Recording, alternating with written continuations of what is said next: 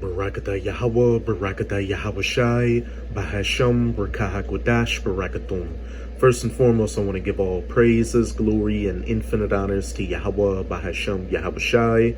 Double honors to the apostles and elders of Great Millstone, whom I learned this truth from, and peace and salutations to you sincere Akim out there, pushing this word in truth and sincerity to the four corners of the globe. May you brothers endure until the end. This is the brother Ra'aya with another video, and I'm going to start it off in Daniel chapter 2, verse 36, which was the prophet Daniel interpreting the dream that King Nebuchadnezzar of the Neo-Babylonian Empire that showed that statue made of different metals, and that statue represented the different heathen kingdoms that would be ruling before the ushering in of the kingdom of heaven under the children of Israel, who are known today as the so-called Negroes, Latinos, and Native Americans. And real quick, as you'll see, before it gets to each kingdom, Blue Letter Bible has labeled what each part of the statue represents. And they've only done this fairly recently, because I remember a couple of years ago doing videos using these precepts and they didn't have these labels. They did this much later, after the apostles and elders of Great Millstone went onto YouTube and started breaking down these verses. Just think about it. That's how strong this word is. This is the dream, and we will tell the interpretation thereof before the king. Thou, O king, art a king of kings, for the power of heaven hath given thee a kingdom, power, and strength, and glory. And wheresoever the children of men dwell, the beasts of the field and the fowls of the heaven hath he given unto thine hand, and hath made thee ruler over them all. Thou art this head of gold, the Neo-Babylonian Empire under King Nebuchadnezzar. And after thee shall arise another kingdom inferior to thee, the Medo-Persian Empire, the chest and the arms of silver, and another third kingdom, which shall bear rule over all the earth, the thighs and the legs of brass, the Grecian empires under the biblical Edomites, who are known as these so-called white people today. Verse 40, and the fourth kingdom shall be strong as iron, the legs of iron, the pagan ancient Roman Empire, also under the biblical Edomites. For as much as iron breaketh in pieces and subdueth all things, and as iron that breaketh all these, shall it break in pieces and bruise. And now we're coming into the final kingdom that would rule before the kingdom of heaven. And notice how they just put Rome, which would make you assume that what we're about to go into is speaking of Rome as well. And it is, in a sense, because we're living in the last leg of the Roman Empire, the reincarnated Roman Empire, also under the biblical Edomites, who would be the last heathen nation to rule before the Israelites in the kingdom of heaven. As it says in 2 Esdras chapter 6, for Esau is the end of the world, and Jacob is the beginning of it that followeth. And whereas thou sawest the feet and toes, part of potter's clay and part of iron, the kingdom shall be divided. And that's what I'll be going into in this video, with two clips from Wyon's YouTube channel showing that this the feet of iron and clay, the reincarnated Roman Empire, which is the NATO-EU alliance that the U.S. is a part of, is divided, especially over this whole situation going on with Russia in Ukraine. But there shall be in it of the strength of iron, for as much as thou sawest the iron mixed with miry clay. And the strength of iron are the stronger nations in the reincarnated Roman Empire, like Britain, France, Germany, the United States. And the parts of clay are the weaker nations, which are usually referred to as the pigs: Portugal, Italy, Ireland, Greece, and Spain. And as the toes of the feet were part of iron and part of clay, so the kingdom shall be partly strong and partly broken. Hey, the kingdom shall be divided. But now I'm going to go to my first clip on Wyon showing that this kingdom is divided. And it literally says it in the title. Gravitas, Putin's gas war divides Europe. And real quick, this is a fair use copyright disclaimer. I do not own any of the footage shown in this clip, nor do I stand to gain from it monetarily. This is simply for educational purposes. What Sri Lanka needs, more than anything else at the moment, is unity. The government and the people must be on the same page for things to progress. If not, the policies will fail. And why just Sri Lanka? Any government policy, in fact, requires unity. Take Europe, for instance. Russia is waging a war in their backyard, but Europe cannot decide how to respond. There is a lack of unity on most issues, on sending weapons, on buying Russian oil, on rationing energy.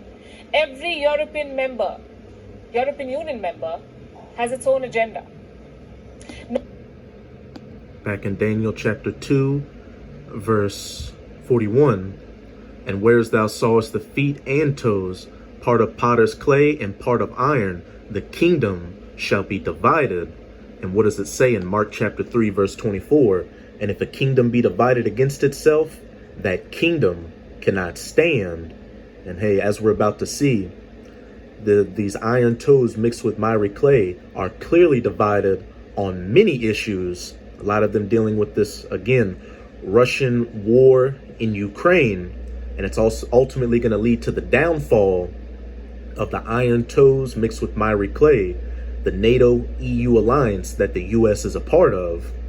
Really, you're going to see America's European allies turn against her at some point during World War III and ally themselves with Russia, and they're all together going to shoot 200 million nuclear missiles onto the United States of America, turning it into the biblical lake of fire from sea to shining sea, and then a desolate, uninhabitable wasteland afterwards.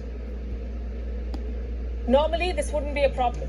Countries do put their self-interest above morals and principles. But the EU does not have that luxury. We're talking about 27 countries tightly bound together. They use a common market, a common currency, and common legal frameworks. So disunity in the European Union is not a setback. It is fatal. I'll give you some examples. This week, the European... And if a kingdom be divided against itself, that kingdom cannot stand. Commission unveiled a proposal to ration energy. Every country must reduce gas consumption by 15%. That's the proposal. But member states are pushing back. At least 12 countries are opposing this proposal, 12 out of 27. Among them is Spain. Listen to what their energy minister said, and I'm quoting. Spain, one of the pigs nations, one of the parts of clay. We will defend European values, but we won't accept a sacrifice regarding an issue that we have not even been allowed to give our opinion on. So Spain says they were not consulted, which is fair criticism, but that's not the real reason behind their opposition. You see, only 10% of Spain's gas comes from Russia, only 10% of their supply. 34% comes from the US, 25% from Algeria, and 14% from Nigeria. So Spain is not really affected by Russian gas cuts. Hence the opposition. Not our gas, not our problem. Poland has also... And in some instances, issues being measured against Russia, don't even really affect some countries like Spain because they don't really deal with Russia like that. But it's cutting into some of their other lucrative business ties. Also refused to support this 15% cut. Do you know why? Because they have stored enough gas. Poland has filled their storages to 98% capacity. By winter, it could increase even more. So their government is not open to rationing. They have enough gas for the upcoming winter. Poland's neighbor Hungary is also opposing the proposal, but their reason is entirely different. Hungary's gas storage is at 47% capacity, which means they will struggle in the winter. But instead of rationing energy, Hungary wants to buy more Russian gas. Their foreign minister visited Moscow today. He proposed buying 1 billion cubic meters of gas from Russia. First of all, I would like to talk about how to make Hungary's energy supply more secure in the coming months. This is one of the most important issues of our bilateral cooperation. And in the current international situation, the most important thing for us is to ensure Hungary's energy security. Therefore, I would like to talk today and agree on increasing the volumes of gas already supplied to Hungary from Russia.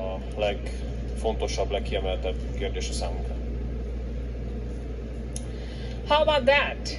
Europe's plan is to gradually abandon Russian natural gas, but their member state Hungary is buying more of it, and frankly, they have a point. There is no actual shortage in the market. Russia is still producing the same quantity of gas, their pipelines are still intact, their contracts are still legal. So if Europe wants to, they can have a warm and comfortable winter. And that's what Hungary is doing. The only difference is they're doing it openly. Others are being more shady about it. Like Italy. Their largest oil refinery is located in Sicily. It is owned by Russia's Lukoil. Another one of the pigs nations. Now, last month, the European Union banned Russian oil. They agreed to stop imports by the end of 2022. So Russia's oil sales to every European country came down. Every country except Italy. Italy is receiving 400,000 barrels per day from Russia.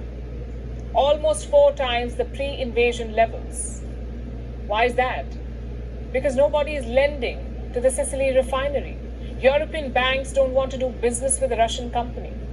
So what does the refinery do? They fall back on Russian oil. Before the invasion, this refinery was processing 15% of.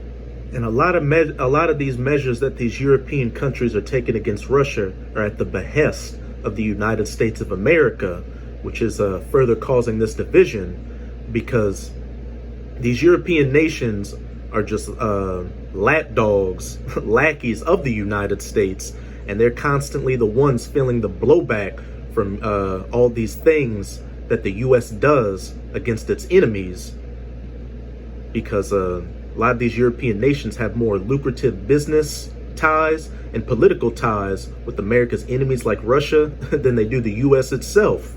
So they stand to lose more than the U.S. would by biting the hand that feeds them, so to speak. Russian crude. Now it's 100%. Another culprit is Estonia. All of a sudden, they're selling oil to Saudi Arabia, of all places. They shipped 3 cargoes in the months of May and June. Compare that to the last 2 years. Estonia only shipped 2 cargoes in 2020 and 2021. Strange, isn't it? Do you know what's even stranger? Estonia does not even have a single oil refinery. So where exactly is this oil coming from? Experts say it's coming from Russia. Estonia bought 8 million barrels from Russia in the first 5 months of 2022. Now they're offloading it to Saudi Arabia. So much for EU solidarity. The fact is, European Union cannot decide how to take on Russia. Some members are not sure if they want to do it at all. Like French President Emmanuel Macron, he's hoping to repair ties with Russia one day. One of the parts of iron. Perhaps when the war is over, whenever it's over. There's a similar statement in Germany and Italy. Sentiment. Another part of iron. Rather, in Germany and Italy, they want to support Ukraine, but they're not sure about taking on Russia. It's a sort of a paradoxical policy. The current gas crisis has exposed this faulty thinking. It has revealed how unsustainable the European experiment is. In fact, leave policy aside, just focus on the statements. Estonia's Prime Minister called Putin a habitual liar. French President Macron says, don't humiliate Putin. Such open differences make the European Union ineffective, a superpower in theory, a sitting duck in practice. WION is now available in your country. Download the app now. And as the toes of the feet were part of iron and part of clay, so the kingdom shall be partly strong and partly broken. Hey, the kingdom shall be divided. And again, as it said in Mark chapter 3, verse 24, and if a kingdom be divided, that kingdom shall not stand. But now I'm going to go to my second clip on WION, further showing the divisions and situations going on in the EU over this whole situation with Russia. And the title reads, Gazprom restricts gas supply to Germany, Putin waging a gas war against Europe. And again, this is a fair use copyright disclaimer. I do not own any of the footage in this clip, nor do I stand to gain from it monetarily. It's simply for educational purposes. The Nord Stream 1 pipeline from Russia has Europe on the edge once again. In the latest, the Russian energy giant Gazprom says it will further reduce gas supplies through the pipeline to Germany to just 20% capacity later this week. Gazprom says. And why do you think they're planning on doing that? To inflict damage on these European nations for going along with the US's dictates to go against Russia, which again is ultimately going to lead to America's European allies hating her that much more, being that much divided from her, and ultimately allying themselves with Russia to shoot their nukes onto the US. Is that flows would follow to 33 million cubic meters per day, half the current already reduced level, though Moscow has cited its own reasons related to the turbine service. In Canada, it is clear that Russia is tightening its squeeze on Europe. Germany says it saw no technical reason for the latest reduction and that Russian President Vladimir Putin is playing a game. Europe already had doubts over whether Russia would resume gas supplies or not. Before Russia's invasion of Ukraine, Germany relied on Russia to provide 55% of its overall natural gas needs. It has cut that share to 30% over the past few months. But it is now scrambling to save enough fuel to ensure sufficient stores to get through the winter. Russia supplies 40% of Europe's natural gas. On your screens right now is the Nord Stream pipeline. It was completed in 2011 and runs from Weomborg in Leningrad to Lumbin in Germany. The Nord Stream 1 pipeline transports 55 billion cubic meters of gas annually. To put that in perspective, Europe requires more than 100 billion cubic meters of gas each year. So clearly, Nord Stream 1 makes up for a significant amount of that supply. This gas is used for heating homes, factories and offices, especially in the harsh, long European winters. It is also used for power generation across the continent. So if Moscow completely turns off the tap for Nord Stream 1, it means trouble for Europe. So as Russia uses gas supplies as a weapon to counter Western sanctions, the European Union is trying to reduce its reliance on Russian gas. On Tuesday, the bloc reached a weekend deal to cut gas consumption by 15% amid fears that Putin could turn off the taps. But swathes of member states have been offered exemptions, like Spain, Portugal, Ireland and Malta, which are not connected to the network, and they were given reprieves from mandatory cuts in case of a winter energy crisis. Hungary, which is trying to purchase more gas from Moscow, was the only EU nation to officially vote against the deal. Europe is already sweltering under a heat wave. Countries in the continent are aware that they do not have enough gas for winter. The continent is now looking for alternative suppliers of gas. For now, Europe is asking people to save energy. A shortfall in gas could be detrimental for the continent. It could trigger an absolute chaos. Energy costs will skyrocket, millions would deal with power outages, and it could even trigger a recession across the Eurozone.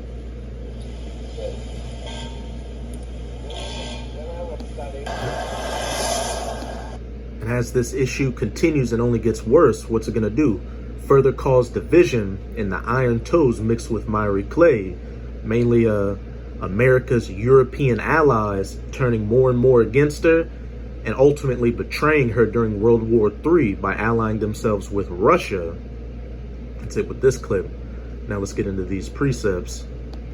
This is Daniel chapter 7. I'm going to start at verse 19. Then I would know the truth of the fourth beast. Again, those legs of iron, the ancient pagan Roman Edomite empire, which was diverse from all the others because it had a senate house and not a king.